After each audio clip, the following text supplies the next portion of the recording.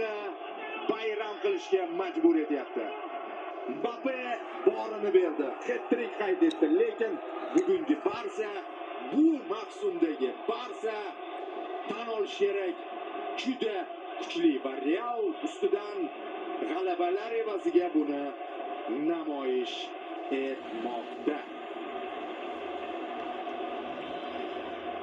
Travis Scott, amerikalik reper, Barselona hamkori. Ularda qandaydir bir kollaboratsiya bor, o'zaro titul homiylardan biri. Shu Travis Scottni bizga ko'p ko'rsatishdi.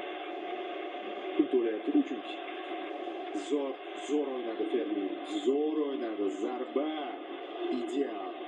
Tibo hech narsa qilolmadi. 5 ta gol o'tkazib yuboryapti Courtois.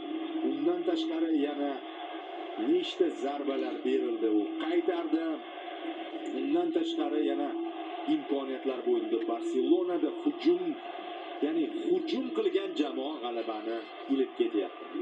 Real vaqti bilan qo'shdi, vaqti bilan hujum qildi, gollar urdi, kurashdi.